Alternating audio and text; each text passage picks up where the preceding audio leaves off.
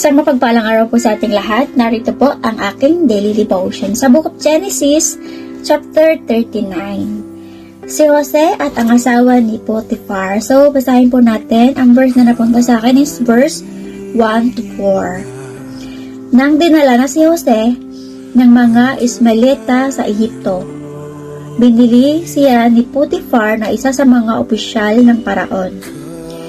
Si Potiphar ay kapitan ng mga gwardya sa palasyo.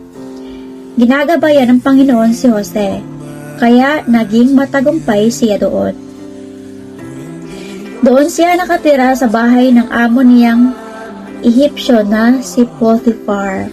Nakita ni Potiphar na ginagabayan ng Panginoon si Jose at pinagpapala sa lahat ng ginagawa niya. Kaya't panatag ang kalooban niya kay Jose. Ginawa niya ito na sarili niyang alipin at tagapamahala ng kanyang sambayanan at ng lahat ng kanyang ari-arian. Salamat po. Thank you. Magandang hapon sa ating lahat. Ang aking babasahin ay mula sa libro ni Genesis chapter 39 verses 5 to 6. Mula noon, dahil kay Jose ay pinagpala ni Yahweh ang buong sambahayan ni Potiphar, pati ang kanyang mga bukirin. Ipinagkatiwala ni Potiphar kay Jose ang lahat maliban sa pagpili ng kanyang kakainin. Si Jose matipuno at magandang lalaki. Ang mabuting salita ng Diyos. Amen. Genesis chapter 39 verses 7 to 9. And it came to pass after these things that his mother's wife cast longing eyes on Joseph.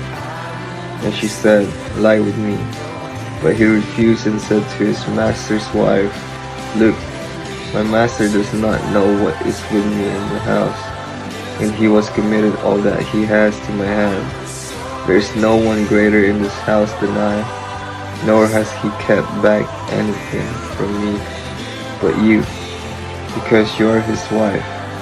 How then can I do this great wickedness and sin against God?" Magpalang gabi po sa ating lahat. Genesis chapter 39 verse 10 to 12. Hindi pinapansin ni Jose ang babae kahit na araw-araw ito nakikiusap na sumiping sa kanya.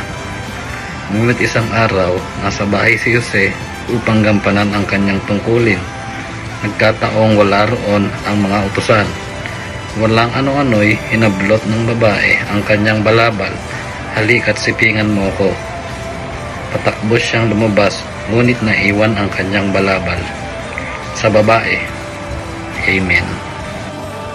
Ang babasahin ko po ngayon ay Genesis chapter 39 verse 13 to 15.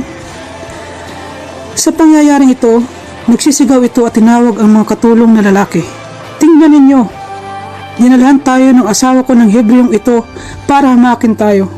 Sukat ba namang pasukin ako sa aking silid at gusto akong pagsamantalahan? Mabuti na lamang at ako'y nakasigaw. Pagsigaw ko'y kumaripas siya ng takbo at naiwan sa akin ang kanyang damit." Chapter 39 verse 16 to 17 ang sabi dito, "She kept his cloak beside her until his master came home. Then she told him this story. That Hebrew slave you brought us came to me to make sport of me." Amen. Of Genesis chapter 39 verse 18 to 19. Pero tumakbo siya palabas nang sumigaw ako at iniwan ang mga kanyang balabal. Nang narinig ni Potiphar ang salaysay na kanyang asawa tungkol sa ginawa ni Jose, galit na galit siya. Amen. Book of Genesis chapter 39 verse 20 to 21. Kaya pinadakip niya si Jose at pinasok sa bilangguan ng hari. Pero kahit nasa bilangguan si Jose, ginagabayan pa rin siya ng Panginoon. At dahil sa kabutihan ng Panginoon, panatag ang loob ng tagapamahala ng bilangguan kay Jose. Mabuting salita ng Diyos. Amen. Genesis chapter 39 verses 22 to 23. Si Jose ay ginawa niyang tagapamahala ng lahat ng mga bilanggo at siya ang tanging nagpapasya kung ano ang gagawin sa loob ng bilangguan.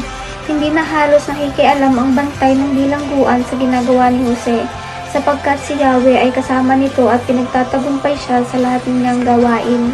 Amen. Ayan, makikita natin dito sa Genesis chapter 39 ang buhay ni Jose at ang asawa ni Potiphar.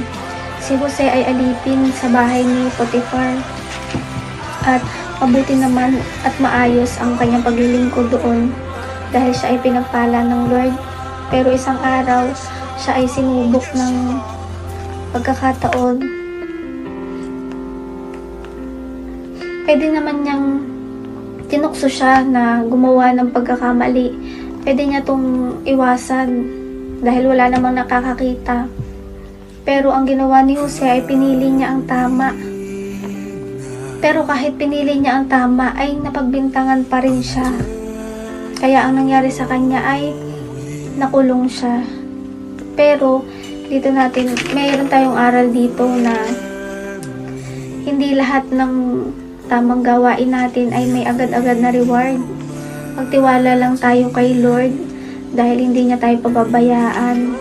Minsan kung nasa sitwasyon tayo na parang unfair dahil ginagawa naman natin yung tama pero wala tayong award, huwag tayo susuko kasi lahat yun nakikita ng Lord, nakikita ng Diyos yun. Nakikita niya ang puso natin. Maaring hindi pa ngayon, pero dadating ang panahon na pagpapalain ka pa rin kung nasaan ka mang sitwasyon. Katulad ni Jose, siya ay nabilanggo, pero hindi siya pinabayaan ng Diyos. Amen. Amen.